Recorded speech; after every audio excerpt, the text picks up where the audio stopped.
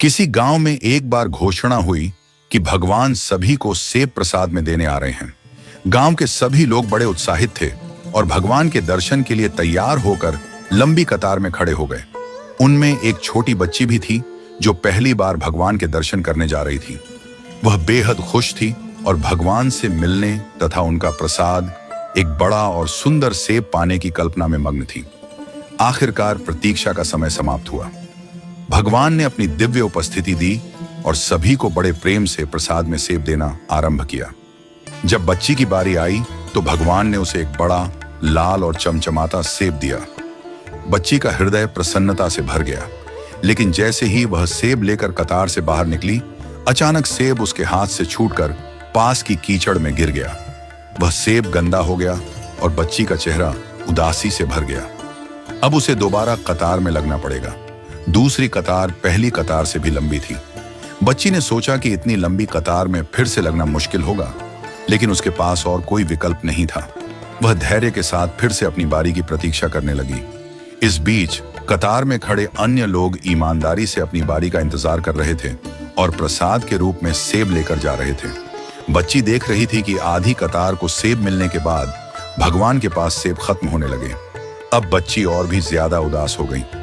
उसने मन ही मन सोचा, क्या मेरी बारी आने तक सेब खत्म हो जाएंगे? वह निराश थी, लेकिन यह बात नहीं जानती थी कि भगवान का भंडार कभी खाली नहीं होता। जब अंततः उसकी बारी आई तो भगवान के पास सेबों की नई टोकरी आ चुकी थी। भगवान ने मुस्कुराते हुए उसे फिर से एक बड़ा, सुंदर और लाल सेब दिया। इस बार भगवान ने बच्ची से कहा, पुत्री, तुम्हारा पिछला सेब एक तरफ से सड़ा हुआ था। वह तुम्हारे लिए उपयुक्त नहीं था, इसलिए मैंने ही उसे तुम्हारे हाथ से गिरा दिया। मैंने ऐसा इसलिए किया ताकि तुम्हें एक नया और उत्तम सेब मिल सके। बच्ची ने भगवान को ध्यान से सुना। भगवान ने आगे कहा, तुम्हें दूसरी कतार में इसलिए लगना पड़ा क्योंकि नए सेब अभी पेड़ों पर थे। उन्हें यहां आने में थोड़ा समय लग रहा था। तुम्हारी प्रतीक्षा तुम्हारे लिए सर्वोत्तम प्रसाद लाने के लिए थी। भगवान की बातें सुनकर बच्ची का मन संतुष्ट हो गया। वह नए सेब को पाकर बहुत खुश हुई और भगवान का धन्यवाद कर वहां से चली गई।